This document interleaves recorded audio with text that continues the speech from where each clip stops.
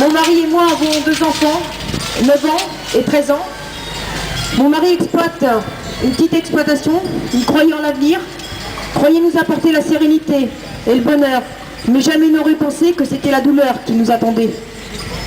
Il fait partie maintenant de ces chiffres qui ne cessent d'augmenter, de ces jeunes installés de moins de 10 ans qui sont en grande difficulté, de ces agriculteurs qu'on a l'impression qu'on laisse tomber. Après tout, pourquoi s'embêter à traiter encore un de ces nombreux dossiers? Je ne sais pas si vous savez ce que c'est qu'un téléphone qui n'arrête pas de sonner, qu'un facteur qui n'apporte que des recommandés, que des factures qui ne cessent de s'entasser, et des huissiers qui n'ont un bout à la bouche, il faut payer.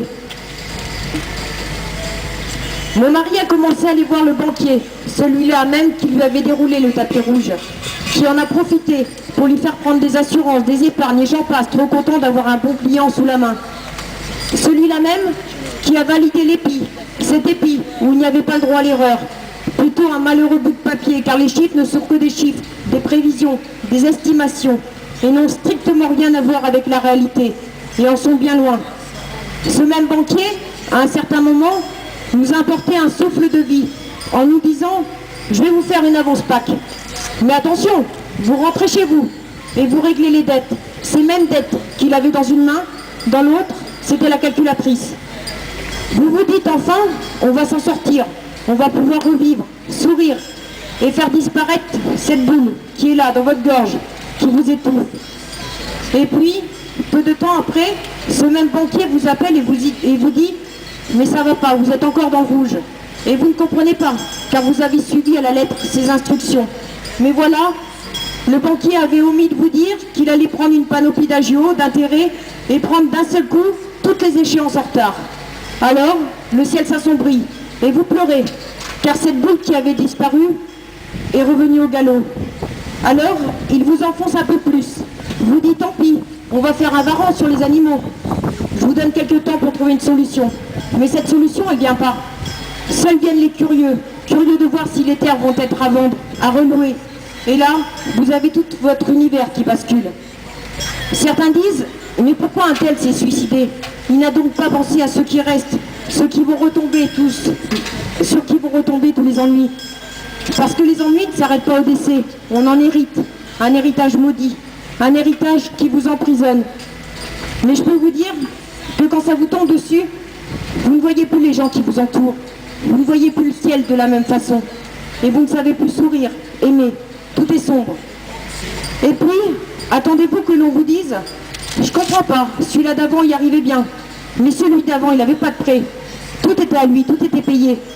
Alors on vous dit, bah vous ne savez pas travailler, alors il faut faire autre chose, comme s'il n'y avait pas assez de chômage. Il ne faut pas avoir honte de dire que l'on pleure, que le couple se déchire, parce que ce qui vous faisait rire avant, vous énerve maintenant. Il ne faut pas avoir honte de dire que vous n'avez plus la force de regarder dans les yeux vos enfants, de peur qu'ils voient qu'ils sont rouges. Mon mari a donc, en définitive, entamé diverses procédures. Mais je vous dis, si vous n'avez pas la force de tenir bon, de ne pas lâcher, c'est pas la peine. On vous étudie sous toutes les coutures, on vous colle une étiquette, on vous juge, on vous brise. On n'est pas un nom, on est un dossier X.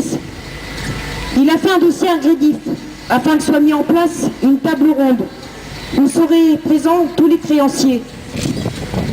Mais vous, à cette table ronde, vous n'y êtes pas. Pourquoi vous y serez? On parle de vous, de votre avenir, de votre famille, mais vous, ça ne vous regarde pas. Vous êtes qu'un dossier, un dossier X, ça ne parle pas un dossier. Ça ne sait pas compter, ça ne sait pas travailler. Le pire, c'est que le dossier qu'il faut monter, c'est pas gratuit. Il a un coût. Tout ça pour écrire que vous êtes en difficulté, comme si vous ne le saviez pas. Alors vous vendez quelque chose pour payer. Et là, dans cette table ronde, un seul créancier n'est pas d'accord pour faire un effort. Et vous avez payé le droit de repartir à zéro. Alors, nous avons fait un dossier de redressement judiciaire l'année dernière. Et très vite, nous nous sommes retrouvés devant un juge qui vous informe que vous allez être suivi par un mandataire judiciaire. Mandataire qui nous demande aujourd'hui 5 000 €. Un tribunal qui demande une expertise de la Chambre d'agriculture. Une expertise qui coûte plus de 2 000 €. Un dossier qui est exactement le même que celui demandé pour Agridif. Mais bon, il faut bien prendre de l'argent où il n'y en a pas. Et puis enfin, il demande à ce que vous accueilliez avec un sourire une personne qui va venir expertiser toute votre exploitation, la chiffrer, la disséquer, voir sa valeur, la valeur de tout ce qui est vendable. Là aussi, il faut payer plus de 500 €. Le tribunal nous a mis dans une période dite d'observation sur 1 an, en gelant les dettes, pour voir si celle-ci est capable de tourner en continuant à régler, mais cette fois-ci cash toutes les factures, car il est interdit de refaire d'autres dettes. Nous retournons au tribunal au mois de juin, voir si l'exploitation est définitivement mise en redressement ou au contraire en liquidation. On doit porter une étude prévisionnelle faite par un centre de gestion. Mais comment faire des prévisions sur 3 ans quand le prix du lait ne couvre pas le prix de production? Toutes ces procédures ont un coût d'environ 10 000 €. Une maigre partie a été prise en charge par l'aide juridictionnelle. Il a fallu vendre, retirer du capital, s'enfoncer encore un peu plus en espérant qu'on fera surface un jour. Et dernièrement, et celle-là j'adore, pour couronner le tout, on était chez le mandataire. Tous les prêts jeunes agriculteurs de 3,5% et 4% de l'époque, le banquier, je ne sais pas par quel miracle, nous les a mis à 6 et 8%. On nous a dit que c'était légal.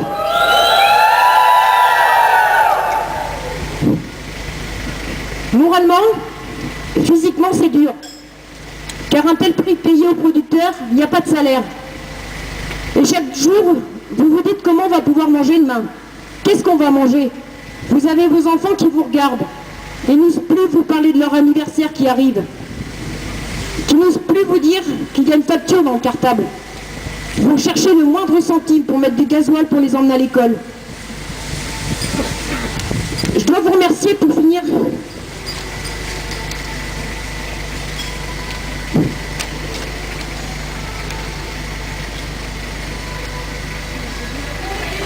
Je dois vous remercier pour finir d'être venus. Cela montre bien qu'on n'est pas seul, que tous allons mal, qu'il faut que ça s'arrête vite, très vite, sinon les cimetières vont vite manquer de place. Merci à ceux qui ont fait plus de 5 heures de route. Merci à l'API qui, au fil des réunions, nous a montré que ce n'est pas nous qui ne savons pas travailler et qui ont fait que les langues se délient. C'est pour ça qu'aujourd'hui j'ai le courage de vous parler. J'ai le courage de dire que je suis dans la merde. Qu'être dans le rouge, qu'être en cessation de paiement, c'est pas tabou à dire. Et puis, et je vais essayer de tenir, je voudrais vous dire merci. Merci à tous nos amis de chat, vous, notre famille, celle que l'on s'est créée, celle qui nous écrit tous les jours. Et quand je dis tous les jours, c'est parfois plusieurs fois par jour. Sans vous, on ne serait jamais là. J'aurais certainement fait ma valise. Mon mari aurait peut-être fait partie des plus de 800 suicides en 2009. On ne peut pas vous dire, enfin si on peut vous dire qu'on vous aime. Vous êtes notre bouffée d'oxygène. Vous nous aidez à avancer tous les jours, à ne pas fléchir. Vous avez remplacé cette télé qui n'est plus allumée. Et pourquoi l'allumer? Pour entendre que le monde va mal, que les gens meurent. Vous ne pouvez pas savoir à quel point vous nous aidez à avancer. Et pitié, vous qui avez le pouvoir de faire avancer les choses, aidez-nous. Écoutez nos mots. Mais surtout, entendez-nous. Arrêtez de fixer des dates sans arrêt ultérieur. C'est aujourd'hui, c'est maintenant qu'il faut faire avancer les choses. Et pas dans un mois, pas dans un an. Car il n'y aura plus rien à faire avancer. Les agris seront morts, la campagne sera déserte et la nourriture sera rare. Merci.